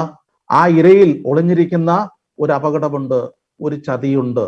പാപത്തിന് ഒരു വശീകരണമുണ്ട്, പാപത്തിന് ഒരു ചതിയുണ്ട്, പാപത്തിന് ഒരു ഡോമിനൻസ് ഉണ്ട്. ഇത് ശ്രദ്ധിച്ചോളൂ. പാപം ഒരിക്കലും നിങ്ങളെ നന്നാക്കാനായിട്ട് ശ്രമിക്കുകയില്ല. ന്യായപ്രമാണം ശരി, അത് അതിൽ തന്നെ തെറ്റൊന്നുമല്ല. ന്യായപ്രമാണം എഴുതി വെച്ചത് കൊണ്ടല്ല പാപം വർദ്ധിക്കുന്നത്. പിന്നെയോ പാപത്തിന്റെ വശീകരണം അത് നമ്മിൽ വളരെ ഡോമിനന്റ് ആയിട്ട് നിൽക്കുകയാണ്. അങ്ങനെ ഡോമിനേറ്റ് ചെയ്യുന്ന ഒരു പാപത്തിന്റെ മുമ്പാകെ ന്യായപ്രമാണം എപ്പോഴും ഇത് പറഞ്ഞുകൊണ്ടേയിരിക്കും. അതിന്റെ അർത്ഥം ഞാൻ ന്യായപ്രമാണ ലംഘിയായിട്ട്, കൂടുതൽ ന്യായപ്രമാണ ലംഘിയായിട്ട്. പൗലോസ് ഇവിടെ പറയുന്ന ഒരു കാര്യമുണ്ട്. എന്താ? ന്യായപ്രമാണം വിശുദ്ധം, കൽപ്പന വിശുദ്ധം, ന്യായം നല്ലത് തന്നെ, എന്നാൽ നന്മയായത് എനിക്ക് മരണകാരണമായി തീർന്നു. നോക്കണേ, മനുഷ്യനെ നന്നാക്കാൻ വേണ്ടി കൊടുത്ത ന്യായപ്രമാണം എന്താ? മരണകാരണമായി തീർന്നു. ഇത് ന്യായപ്രമാണത്തിന്റെ കുഴപ്പമാണോ? ന്യായപ്രമാണത്തിന്റെ കുറവാണോ? ഒരിക്കലും അല്ല. പിന്നെയോ പാപത്തിന്റെ ആ പ്രശ്നമാണ് ഈ കാര്യം ഉണ്ടായത്. ന്യായപ്രമാണം വിശുദ്ധമാണ്. ഓക്കെ, ഇവിടെ പറഞ്ഞിരിക്കുന്നു ന്യായപ്രമാണം വിശുദ്ധം, കൽപ്പന വിശുദ്ധം, ന്യായം നല്ലത്. അപ്പൊ ഇനി ഒരിക്കലും ന്യായപ്രമാണത്തെ അശുദ്ധമെന്നോ ഒബ്സലേറ്റ് എന്നോ പഴകിപ്പോയതെന്നോ നമ്മൾ പറയരുത്. അത് വിശുദ്ധമാണ്, അത് സത്യമാണ്, അത് ന്യായമാണ്. പ്രശ്നം ന്യായപ്രമാണത്തിന്റെ അല്ല. മനുഷ്യനെ വീണ്ടും ശിക്ഷാവിധിക്ക് യോഗ്യനാക്കി തീർക്കുന്നത് ന്യായപ്രമാണമല്ല. പിന്നെയോ ന്യായപ്രമാണം ദൈവത്തിന്റെ നിലവാരവും സ്റ്റാൻഡേർഡുമാണ്. എന്നാൽ അതിന്റെ മുമ്പാകെ പാപം നമ്മെ എന്ത് ചെയ്യുന്നു? ന്യായപ്രമാണത്തിന്റെ ശിക്ഷയ്ക്ക് പാത്രീഭൂതരാക്കി നമ്മെ തീർക്കുകയാണ്. അപ്പോൾ സിൻ ഈസ് ഡോമിനന്റ്. അത് നമ്മൾ ശ്രദ്ധിക്കേണ്ട ഒരു കാര്യമാണ്. രണ്ടാമത്തെ കാര്യം, അതിന്റെ 9-ാമത്തെ വാക്യത്തിൽ ന്യായപ്രമാണം എട്ടാമത്തെ വാക്യം, ന്യായപ്രമാണം കൂടാതെ പാപം നിർജ്ജീവമാകും. ഞാനൊരു കാലത്ത് ന്യായപ്രമാണം കൂടാതെ ജീവിച്ചിരുന്നു, എന്നാൽ കൽപ്പന വന്നപ്പോൾ പാപം വീണ്ടും ജീവിക്കുകയും ഞാൻ മരിക്കുകയും ചെയ്തു. ഇത് വളരെ മനസ്സിലാക്കാൻ ബുദ്ധിമുട്ടുള്ള ഒരു വാക്യമായിട്ട് എനിക്ക് തോന്നുന്നു. ന്യായപ്രമാണം കൂടാതെ പാപം നിർജ്ജീവമാകും എന്ന് പറഞ്ഞാൽ പാപം ആക്റ്റീവ് ആകുന്നത്, അത് ലൈവ് ആകുന്നത് ന്യായപ്രമാണത്തിലൂടെ. പാപമില്ല എന്നുള്ള അർത്ഥത്തിൽ ശ്രദ്ധിച്ചോണേ, ന്യായപ്രമാണം പാപം ഉണ്ടാക്കുന്നില്ല. എന്നാൽ പാപം ആക്റ്റീവ് ആകുന്നത് അല്ലെങ്കിൽ അത് ലൈവ്ലി ആകുന്നത് എപ്പോഴാണ്? അത് ന്യായപ്രമാണമുള്ളപ്പോൾ. അപ്പൊ ന്യായപ്രമാണത്തിന്റെ രണ്ടാമത്തെ ഉദ്ദേശം എന്ന് പറയുന്നത്, ഒന്നാമത് പാപത്തെ അറിയുവാനാണ്, ടു റിവീൽ സിൻ. മനുഷ്യൽ പാപത്തിന്റെ ലംഘനത്തിന്റെ തോത് വിളിച്ചറിയിക്കുന്ന കാര്യമാണ് ന്യായപ്രമാണം. രണ്ടാമതായിട്ട് ന്യായപ്രമാണം എന്ന് പറയുന്നത് എന്താ?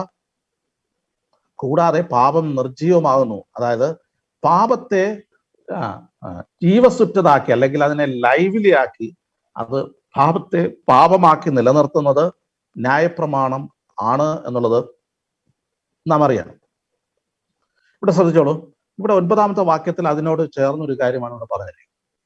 അപ്പോസ്തലനായ പൗലോസ് ഇവിടെ ഒരു പ്രസ്താവന നടത്തുകയാണ്. ഇത് രണ്ട് അർത്ഥത്തിൽ ഇതിനെ പരിഗണിക്കാം. അത് ഏതെടുക്കണമെന്ന് എനിക്കറിയില്ല. ഞാൻ ഒരു കാലത്ത് ന്യായപ്രമാണം കൂടാതെ ജീവിച്ചിരുന്നു, എന്നാൽ കൽപ്പന വന്നപ്പോൾ പാപം വീണ്ടും ജീവിക്കുകയും ഞാൻ മരിക്കുകയും. പൗലോസ് എന്താണ് ഇവിടെ അർത്ഥമാക്കുന്നത്? നമുക്കറിയാം. ഇത് 7 മുതൽ 13 വരെയുള്ള വാക്യങ്ങളിൽ അപ്പോസ്തലനായ പൗലോസ് തന്റെ പാസ്റ്റ് എക്സ്പീരിയൻസിനെ കുറിച്ച് പറയുക. പാപത്തെ പേഴ്സോണിഫൈ ചെയ്തിട്ട്, പാപത്തെ ഒരു വ്യക്തിയായിട്ട് സങ്കല്പിച്ചിട്ട്, പാപം എങ്ങനെയാണ് ന്യായപ്രമാണത്തോടുള്ള ബന്ധത്തിൽ ആക്ട് ചെയ്യുന്നത് എന്നുള്ളത് പഠിപ്പിച്ചു വരുന്ന വേളയിൽ അപ്പോസ്തലനായ പൗലോസ് പറയുന്ന ഒരു കാര്യം, ഞാൻ ഒരു കാലത്ത് ന്യായപ്രമാണം കൂടാതെ ജീവിച്ചിരുന്നു. ഇതേത് കാലമാണ്? അപ്പോസ്തലനായ പൗലോസ് ന്യായപ്രമാണം കൂടാതെ ജീവിച്ചിരുന്ന കാലം. എന്നാൽ കൽപ്പന വന്നപ്പോൾ പാപം വീണ്ടും ജീവിക്കുകയും ഞാൻ മരിക്കുകയും ചെയ്തു. അപ്പോസ്തലനായ പൗലോസ് ന്യായപ്രമാണം കൂടാതെ ജീവിച്ചിരുന്ന കാലം ഏതാണ്? ഇത് ഒരു വളരെ ട്രിക്കി ആയിട്ടുള്ള ഒരു സ്റ്റേറ്റ്മെന്റ് ആണ്. അത് എനിക്ക് വ്യക്തമായിട്ടത് ഇന്നതാണ് എന്ന് എനിക്ക് പറയുവാനായിട്ട് ഇപ്പോൾ എനിക്ക് സാധ്യത. രണ്ട് അഭിപ്രായം അതിനോടുള്ള ബന്ധത്തിലുണ്ട്. ഒന്ന് എന്ന് പറയുന്നത്, പൗലോസ് തന്റെ ജീവിതകാലത്ത് ന്യായപ്രമാണം കേവലം ആചരണമായിട്ട് അനുഷ്ഠിച്ചു പോന്നിരുന്ന ഒരു കാലം ഉണ്ടായിരുന്നു.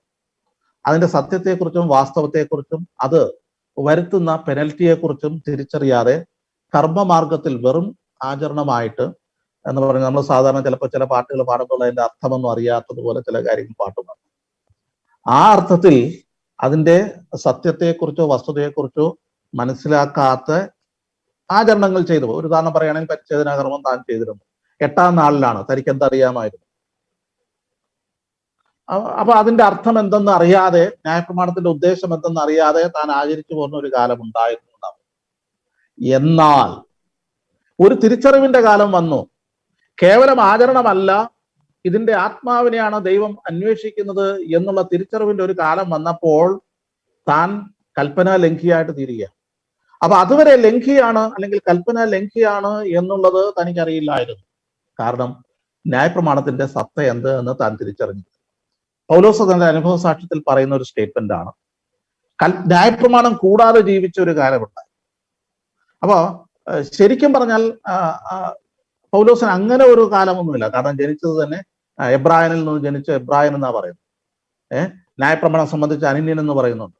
അപ്പോ ശുഷ്കാന്തി സംബന്ധിച്ച് പരീശൻ എന്ന് പറയുന്നുണ്ട്. 8-ാം നാളിൽ പരിച്ഛേദനേറ്റം എന്ന് പറയും. അപ്പോ ന്യായപ്രമാണത്തിനകത്താണ്, അതിലുൾപ്പെടെയാണ്, അതിന്റെ കീഴിലാണ് പൗലോസ് ജനിച്ചതും വളർന്നതും ജീവിച്ചതും. എന്നാൽ തന്റെ ജീവിതത്തിൽ ഒരു കാലം വരെ എന്താണ് ന്യായപ്രമാണം അർത്ഥമാക്കുന്നതെന്ന് അറിയാതെ, തിരിച്ചറിയാതെ ജീവിച്ച ഒരു കാലഘട്ടം ഉണ്ടായിരുന്നു. ആ കാലഘട്ടത്തെ ഓർപ്പിച്ചിട്ട് പൗലോസ് പറയുന്ന ഒരു സ്റ്റേറ്റ്മെന്റ് ആയിരിക്കാം, ഞാൻ ന്യായപ്രമാണം കൂടാതെ ജീവിച്ചിരുന്നു. ഞാൻ ന്യായപ്രമാണം കൂടാതെ ജീവിച്ചിരുന്ന ഒരു കാലമുണ്ടായി. എന്നാൽ കൽപ്പന വന്നപ്പോൾ എന്ന് പറഞ്ഞാൽ, ന്യായപ്രമാണം ഇന്നതാണ്, അത് കൽപ്പന ഇന്നതാണ്, അതിന്റെ ലംഘനം ശിക്ഷാവിധിക്ക് യോഗ്യമാണ്, അത് പാപമാണ് എന്ന് ഏത് കാലത്താണോ എന്നെ മതിച്ചത് എനിക്ക് ബോധ്യം വന്നത്, അപ്പോൾ എന്താ പറ്റിയേ? ന്യായപ്രമാണം കൂടാതെ ഒരു കാലത്ത് ജീവിച്ചിരുന്നു. എന്നാൽ കൽപ്പന വന്നപ്പോൾ, ആ തിരിച്ചറിവുണ്ടായപ്പോൾ പാപം വീണ്ടും ജീവിക്കുകയും ഞാൻ മരിക്കുകയും ചെയ്തു. അപ്പോൾ പാപം ജീവിച്ചു. പാപം അതിനു മുമ്പ് ഉണ്ടായിരുന്നു. എന്നാൽ ന്യായപ്രമാണത്തെക്കുറിച്ചുള്ള ശരിയായ കാഴ്ചപ്പാട് വന്നപ്പോഴാണ് എന്ത് സംഭവിച്ചത്? പാപം എന്നിൽ ജീവിക്കുകയും ഞാൻ മരിക്കുകയും ചെയ്തു. ഇത് ഒരു ആശയം. മറ്റൊരാശയം ഞാൻ പറഞ്ഞാൽ അത് എനിക്ക് തന്നെ അത്ര ബോധ്യമില്ലാത്തൊരു കാര്യമാണ്. ആ ആശയം കൂടെ ഞാൻ പറയാം. നിങ്ങൾക്കത് ഈ പറഞ്ഞതുപോലെ ഞാൻ ഇത് രണ്ടിലും ഏതെങ്കിലും ഒന്നിൽ സ്റ്റിക്ക് ഓൺ ചെയ്യാൻ ഉദ്ദേശിക്കുന്നതാണ്.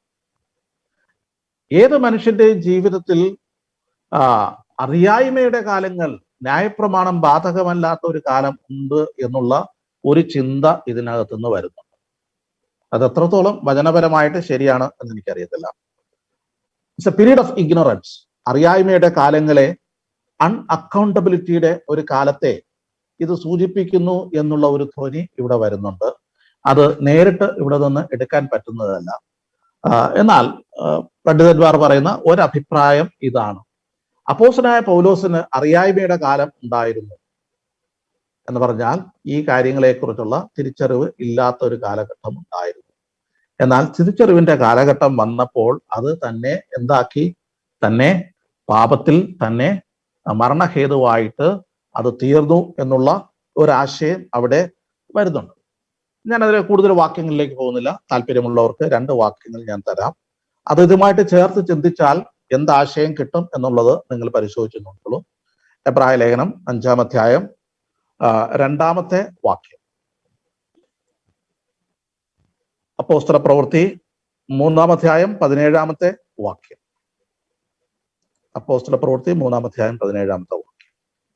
1 തിമോഥെയോസ് 1-ന്റെ 13-ാമത്തെ വാക്യം. 1 തിമോഥെയോസ് 1-ന്റെ 13-ാം വാക്യം. അപ്പോസ്തല പ്രവൃത്തി 17-ന്റെ 30-ാമത്തെ വാക്യം. ഈ 4 വാക്യങ്ങൾ രണ്ടാമത്തെ ആ വാദഗതിയോട് ചേർത്ത് ചിന്തിച്ചാൽ അത് ഒരുപക്ഷെ അങ്ങനെ ആകുവാനുള്ള സാധ്യതയുണ്ട്. ഞാൻ അങ്ങനെയാണ് എന്ന് തീർത്ത് പറയുവാനായിട്ട് എനിക്ക് സാധ്യത. അപ്പൊ അപ്പോസ്തലനായ പൗലോസ് തന്റെ ജീവിതത്തിൽ ന്യായപ്രമാണം കൂടാതെ ജീവിച്ച ഒരു കാലം, ന്യായപ്രമാണത്തെക്കുറിച്ച് തിരിച്ചറിവില്ലായിരുന്ന ഒരു കാലത്തെക്കുറിച്ച് താൻ പറയുന്നുണ്ട്. എന്നാൽ ന്യായപ്രമാണത്തെക്കുറിച്ചുള്ള തിരിച്ചറിവ് വന്നപ്പോൾ അത് തന്നെ പാപത്തിൽ കുടുക്കി മരണകാരണമായി തീർന്നു എന്നാണ് അവിടെ 9-ാമത്തെ വാക്യത്തിൽ നാം കണ്ടത്. മൂന്നാമതായിട്ട് അതിന്റെ 12-ാമത്തെ വാക്യത്തിൽ നാം വായിച്ചു എന്താ? ന്യായപ്രമാണത്തിന്റെ ഉദ്ദേശത്തെക്കുറിച്ച്.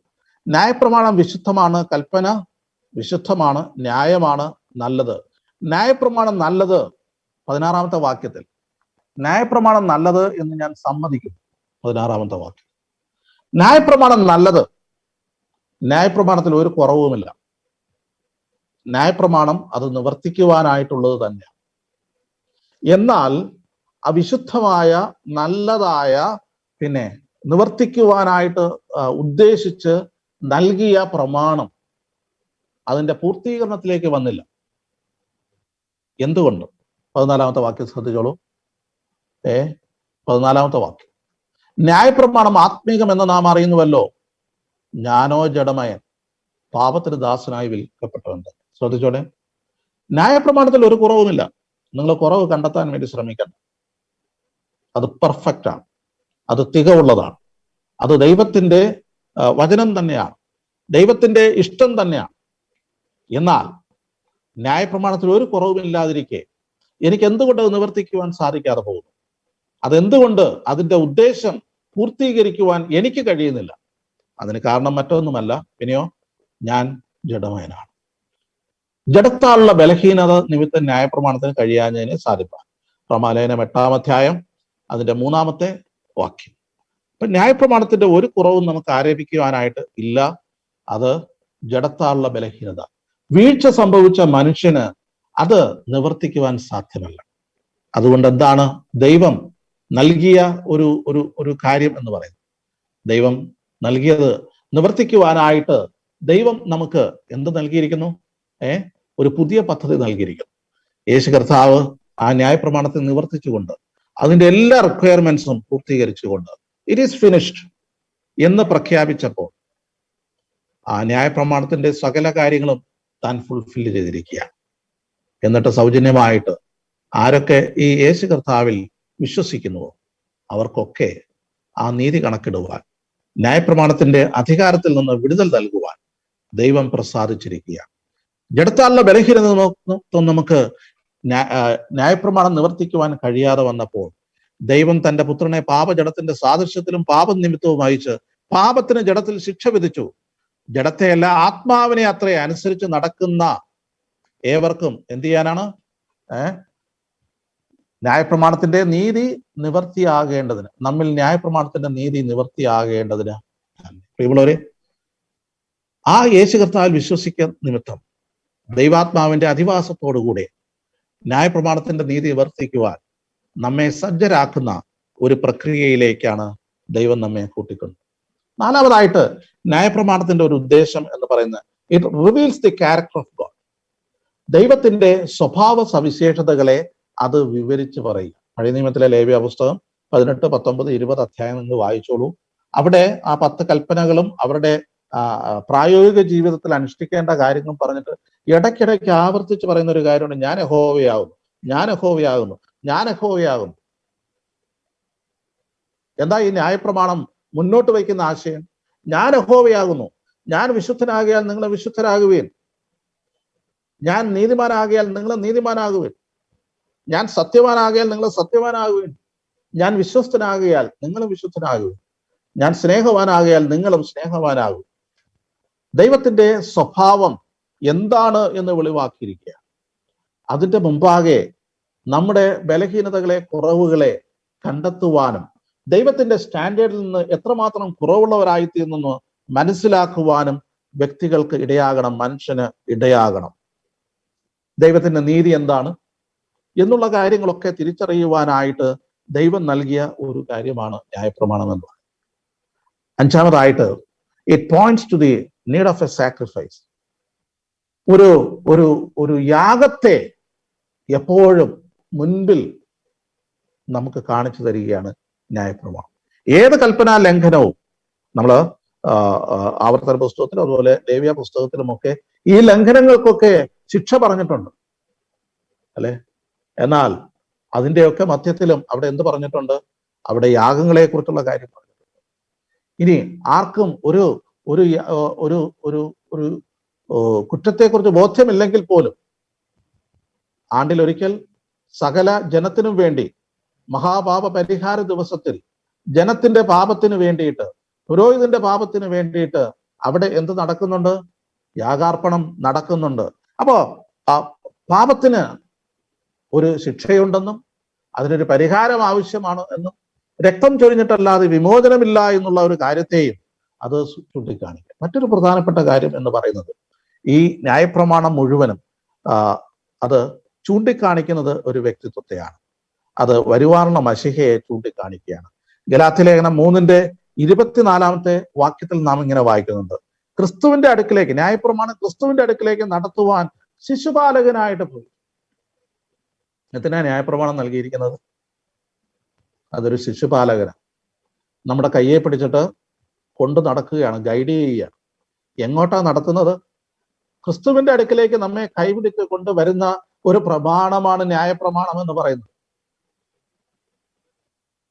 പ്രിയമുള്ളവരെ, ശിശുപാലകനായിട്ട് നമ്മെ ക്രിസ്തുവിങ്കിലേക്ക് ഡയറക്റ്റ് ചെയ്യുന്ന, പോയിന്റ് ചെയ്യുന്ന, നമ്മെ ചൂണ്ടിക്കാണിക്കുന്ന, ഇതാ നിങ്ങൾ നിഴലുകൾ കാണുമ്പോൾ, ഈ കർമ്മങ്ങൾ കാണുമ്പോൾ ഇതൊക്കെ ചൂണ്ടിക്കാണിക്കുന്ന ഒരു പൊരുളുണ്ട്. വാസ്തവമായതിൻ്റെ പ്രതിബിംബങ്ങളാണ് ഇതൊക്കെ. സാക്ഷാൽ സ്വരൂപം എന്ന് പറയുന്നത് ക്രിസ്തുവാണ്. കൊലോസ്യ ലേഖനത്തിൽ നമ്മൾ വായിക്കുന്നുണ്ട്, ഈ വാവുകൾ, അതിനെക്കുറിച്ചുള്ള കാര്യങ്ങളൊക്കെ പറഞ്ഞിട്ട് ഇതൊക്കെ നിഴലുകൾ അത്രേ. ശരീരം എന്നതോ അല്ലെങ്കിൽ ദേഹം എന്നതോ ആർക്കുള്ളത്? ക്രിസ്തുവിനത്രേ. ആ വാക്യം ഒന്ന് വായിക്കുന്നത് നന്നായി. കൊലോസ്യ ലേഖനം 3-ാം അധ്യായത്തില്, സോറി 2-ാം അധ്യായം, കൊലോസ്യ ലേഖനം 2-ാം അധ്യായം അതിന്റെ 16-ാമത്തെ വാക്യം, അതുകൊണ്ട് ഭക്ഷണപാനങ്ങൾ സംബന്ധിച്ചോ പെരുന്നാൾ, വാവ്, ശബത്ത് എന്നീ കാര്യത്തിലോ ആരും നിങ്ങളെ വിധിക്കരുത്. ഇവ വരുവാനിരുന്നവയുടെ നിഴലത്രേ. ദേഹം എന്നതോ ക്രിസ്തുവിനുള്ളത്.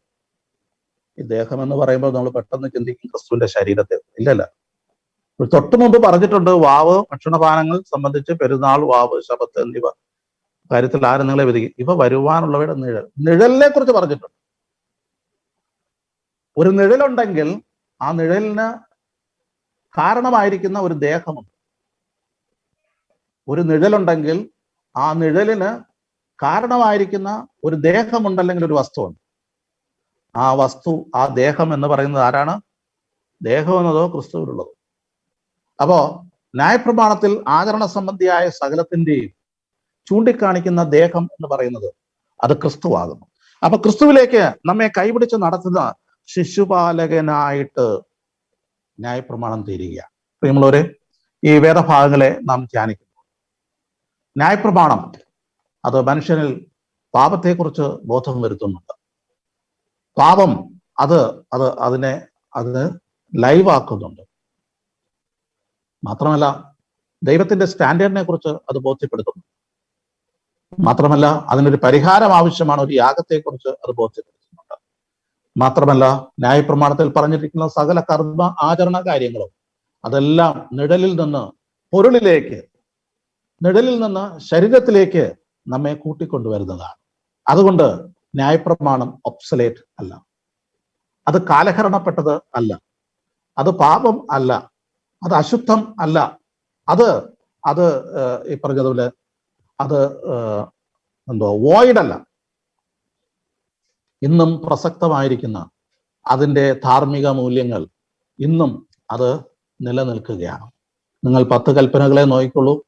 ഈ 10 കൽപ്പനകളും യേശു കർത്താവിൻ്റെ അല്ലെങ്കിൽ ദൈവത്തിൻ്റെ ചില സ്വഭാവ സവിശേഷതകളെ ചൂണ്ടിക്കാണിക്കുന്നതാണ്.